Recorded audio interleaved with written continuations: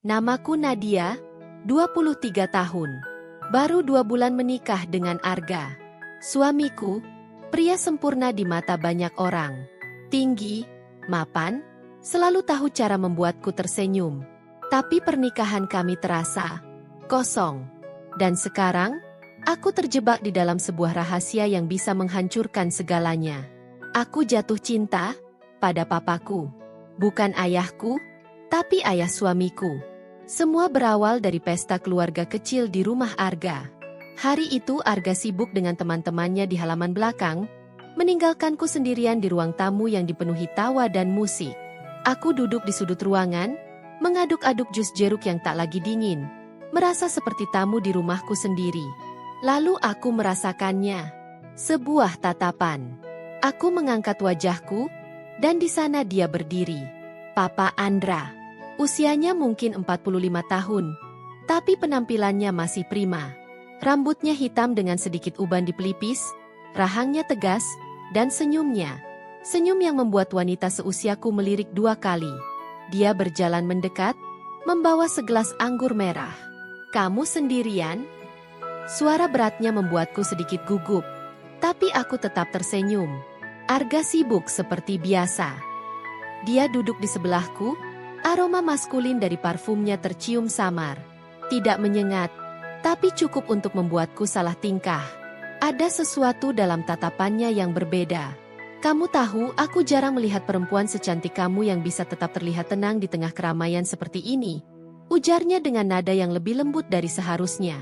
Aku hanya tersenyum tipis. Tapi dalam hati, aku merasakan sesuatu. Sebuah percikan kecil. Seminggu berlalu sejak pesta itu. Aku berusaha melupakan momen singkat itu, tapi gagal. Setiap malam, aku teringat bagaimana tatapan Papa Andra membuatku merasa hidup. Sampai suatu malam, sebuah pesan masuk ke ponselku. "Papa Andra, sudah tidur?" Aku tertegun. Kenapa dia menghubungiku? Jantungku berdebar saat jari-jariku mengetik balasan. "Nadia, belum. Ada apa, Pak?" Pesan itu menjadi awal dari segalanya. Awalnya hanya obrolan kecil, tentang Arga, tentang pekerjaan. Tapi perlahan, obrolan itu berubah menjadi sesuatu yang lebih dalam. Dia bercerita tentang rasa sepinya sejak istrinya meninggal 3 tahun lalu. Tentang bagaimana dia merasa hidupnya kosong. Aku tahu rasa itu. Aku merasakannya juga. Hari itu hujan turun deras. Arga sedang di luar kota untuk urusan pekerjaan. Rumah sepi, hanya suara hujan yang menemani. Lalu aku mendengar suara ketukan di pintu. Aku membuka pintu, dan di sana dia berdiri. Basah kuyup, dengan payung yang tak banyak membantu melindunginya dari hujan. "Maaf datang tiba-tiba. Aku hanya ingin memastikan kamu baik-baik saja." Aku mengangguk, mempersilahkannya masuk. Dia duduk di sofa, dan aku membuatkan teh hangat. Tapi aku bisa merasakan tatapannya mengikutiku.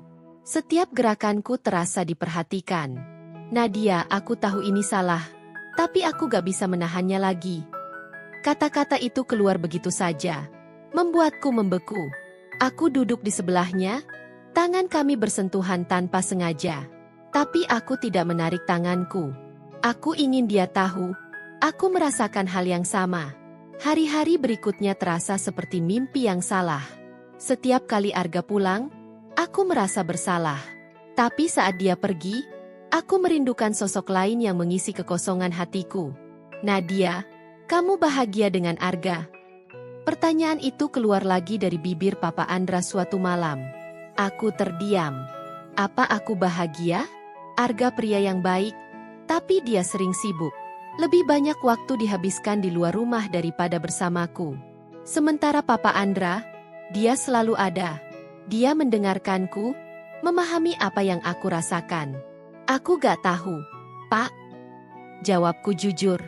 Dia menatapku dalam, lalu mengusap lembut pipiku. "Kamu pantas bahagia, Nadia. Dan jika aku bisa membuatmu bahagia, aku akan melakukannya." Malam itu, semuanya berubah. Arga pulang lebih awal dari biasanya. Aku sedang di dapur, berbicara dengan Papa Andra. Aku gak bisa terus seperti ini, Nadia. Aku juga, tapi aku gak tahu cara menghentikannya. Tiba-tiba suara langkah kaki terdengar mendekat. Kami terdiam. Arga berdiri di pintu dapur, tatapannya tajam. Kalian sedang apa? Detik itu, aku tahu, rahasia ini tidak akan selamanya tersembunyi. Kalian sedang apa? Pertanyaan itu menggantung di udara. Mata Arga menyapu ruangan, melihat aku dan Papa Andra berdiri terlalu dekat di dapur yang seharusnya sepi malam itu. Papa hanya mampir sebentar. Hujan deras di luar.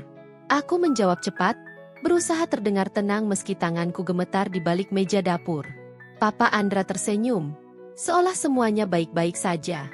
Aku khawatir dengan Nadia yang sendirian di rumah. Kupikir, aku bisa menemani sebentar.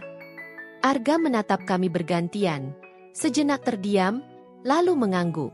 Terima kasih, Pak. Tapi aku sudah pulang. Nada suaranya datar, tapi mata itu penuh kecurigaan. Papa Andra pamit pulang tak lama setelah itu, meninggalkan aku dan Arga dalam keheningan yang menyesakan. Malam itu, Arga tidak banyak bicara. Aku bisa merasakan aura dingin yang berbeda darinya. Biasanya, ia langsung masuk ke kamar dan memelukku dari belakang. Tapi malam ini, ia hanya duduk di sofa, memainkan ponselnya dengan wajah yang sulit terbaca. Nadia, ada sesuatu yang ingin kamu ceritakan. Aku menoleh, jantungku berdegup kencang. Maksud kamu apa? Dia menghela napas pelan. Akhir-akhir ini kamu terlihat berbeda. Dan papa sering datang ke sini. Aku merasa tenggorokanku kering. Kamu cemburu dengan papamu sendiri? Aku mencoba bercanda, tapi suara yang keluar terdengar lemah. Dia menatapku tajam. Aku bukan anak kecil, Nadia. Aku tahu kalau ada sesuatu yang kamu sembunyikan. Aku berusaha menahan napas. Apakah dia sudah tahu? Atau ini hanya firasatnya saja? Aku capek, Arga. Mungkin karena itu aku terlihat aneh. Aku berusaha mengalihkan pembicaraan. Kalau kamu capek, kita bisa pergi liburan. Tapi aku butuh kamu jujur. Dia mendekat, menyentuh tanganku. Sentuhan yang terasa berbeda malam itu. Keesokan harinya, aku menerima pesan dari Papa Andra. Papa Andra, aku gak bisa berhenti memikirkanmu. Kita harus bicara. Aku menggigit bibir. Rasa bersalah menghantamku seperti badai. Tapi di sisi lain, aku juga merindukannya. Aku tahu aku harus menghentikan ini. Tapi setiap kali aku mencoba, aku justru semakin tenggelam dalam perasaan yang terlarang. Kami bertemu di sebuah kafe kecil di pinggir kota. Tempat yang cukup jauh untuk menghindari tatapan orang yang mungkin mengenal kami. Kamu harus hati-hati, Nadia. Arga mulai curiga.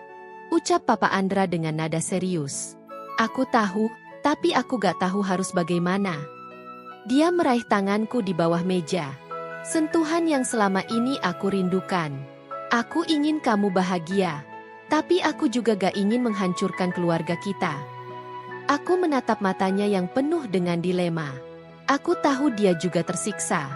Apa kita harus berhenti? Tanyaku lirih. Dia terdiam sejenak, lalu menggeleng. Aku gak bisa, Nadia. Aku sudah terlalu jauh. Aku mencintaimu. Malam itu, Arga pulang lebih awal dari biasanya. Aku sedang di kamar, menatap pantulan diriku di cermin. Wajahku terlihat lelah. Mataku dipenuhi rasa bersalah yang tak bisa aku sembunyikan. Tiba-tiba, pintu kamar terbuka. Arga berdiri di sana dengan wajah yang dingin. Kita perlu bicara. Aku merasakan ada yang salah. Apa yang terjadi? Tanyaku pelan. Dia mengeluarkan ponselnya, lalu memperlihatkan sebuah foto. Foto aku dan Papa Andra di kafe. Kamu bisa jelaskan ini, Nadia? Dunia seakan runtuh di sekitarku. Aku terdiam, lidahku keluh, tubuhku gemetar. Itu bukan seperti yang kamu pikirkan. Lalu seperti apa? Kenapa kamu berdua di sana? Kenapa tangan Papa ada di tanganmu? Suaranya meninggi, penuh dengan emosi yang tak pernah aku lihat sebelumnya. Aku mencoba mendekatinya, Tapi dia mundur. Arga, aku bisa jelaskan? Jelaskan apa? Bahwa istriku sendiri berselingkuh dengan papaku? Kata-kata itu menamparku. Aku tahu aku salah.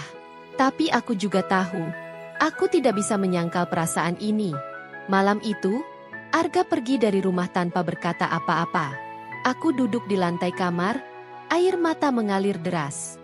Aku tahu aku sudah menghancurkan segalanya. Tak lama kemudian, sebuah pesan masuk ke ponselku. Dari Papa Andra. Apa yang terjadi? Arga meneleponku. Aku menutup mata, mencoba menenangkan diriku. Tapi aku tahu, ini baru permulaan dari kehancuran besar yang akan datang. Arga tidak pulang selama 2 hari. 2 malam yang terasa seperti neraka. Aku menunggu telepon, pesan, atau apapun darinya. Tapi yang kudapatkan hanyalah keheningan. Papa Andra juga mulai menjauh. Setelah percakapan singkat itu, dia hanya berkata, "Kita harus hati-hati. Aku akan mencoba berbicara dengan Arga." Dan sekarang, aku sendirian. Terjebak di antara cinta terlarang dan pernikahan yang perlahan hancur. Pagi itu, aku menerima pesan dari Arga. "Kita bertemu di rumah Papa malam ini. Aku ingin kita bicara semua." Hatiku berdebar. Apakah ini akhir dari segalanya? Apakah dia akan menceraikanku? Aku tiba di rumah Papa Andra tepat pukul 7 malam. Lampu-lampu rumah menyala, tapi suasananya dingin. Aku melangkah masuk, berharap menemukan Arga di ruang tamu, tapi yang kutemukan hanyalah Papa Andra, duduk di sofa dengan ekspresi yang sulit ditebak. "Arga sedang dalam perjalanan," katanya pelan. Aku duduk di sebelahnya, tangan kami bersentuhan tanpa sengaja. Tapi kali ini tidak ada rasa hangat, hanya dingin, hanya penyesalan. "Aku minta maaf, Nadia," bisiknya. Aku menatapnya, mataku penuh dengan pertanyaan. Untuk apa? Untuk semua ini. Aku yang seharusnya tahu batas. Aku yang seharusnya berhenti sebelum semuanya terlambat. Aku ingin menjawab, tapi suara pintu yang terbuka menghentikan kami. Arga masuk, wajahnya serius. Dia membawa sesuatu, selembar amplop. "Ini sudah cukup lama," katanya sambil meletakkan amplop itu di atas meja. "Apa ini?" tanyaku. Arga duduk di hadapan kami, tatapannya penuh kekecewaan. "Surat cerai. Aku sudah memikirkannya. Aku gak bisa melanjutkan ini, Nadia. Aku gak bisa hidup dengan istri yang hatinya milik pria lain. Apalagi papaku sendiri." Kata-katanya seperti pisau yang menghujam jantungku. Aku menatapnya dengan mata berkaca-kaca. "Arga, aku gak pernah ingin ini terjadi. Tapi itu terjadi." Suaranya tegas, penuh luka yang mendalam. "Aku mencintaimu, Nadia. Tapi aku tidak bisa terus bersaing dengan papaku sendiri." Aku berbalik menatap Papa Andra. Dia menunduk, seperti seorang pria yang kalah dalam perang yang tidak pernah ingin dia ikuti. "Maafkan aku, Nak," ucap Papa Andra pelan. "Maaf? Itu yang bisa Papa katakan?" Arga berdiri, suaranya pecah oleh emosi. "Kalian menghancurkan segalanya. Aku tahu tidak ada lagi yang bisa diselamatkan malam itu. 2 pria yang aku cintai, terluka karena kesalahan yang aku buat. Beberapa minggu setelah malam itu, aku pindah dari rumah. Aku menandatangani surat cerai yang Arga berikan tanpa banyak kata. Pernikahan kami berakhir. Papa Andra, dia juga menghilang dari kehidupanku. Mungkin rasa bersalah dan penyesalan membuatnya menjauh. Kami tidak pernah bertemu lagi setelah malam itu. Aku kembali ke kota kecil tempat aku dibesarkan. Hidup sederhana, jauh dari hiruk-pikuk cinta yang pernah membakar hatiku. Tapi luka itu tetap ada. Setiap kali aku melihat pasangan berjalan bergandengan tangan, aku teringat pada cinta yang pernah kuciptakan dan kehancuran yang aku tinggalkan. Setahun berlalu. Aku membuka kedai kopi kecil di kota kecil ini. Kehidupan perlahan berjalan normal. Hingga suatu hari, seorang pria masuk ke kedai. Rambutnya mulai memutih, tapi tatapan matanya tetap sama. Tatapan yang pernah membuatku jatuh cinta. Papa Andra. Dia berdiri di depan pintu, menatapku seolah waktu berhenti. Nadia. Aku tidak menjawab. Hanya ada keheningan di antara kami. Tapi aku tahu, di dalam hatiku, cinta yang terlarang itu tidak pernah benar-benar pergi. Terkadang, cinta tidak selalu berakhir dengan bahagia. Ada cinta yang harus dilepaskan, meski perasaan itu tidak pernah hilang. Apakah ini takdir? Atau karma? Hanya waktu yang akan menjawab.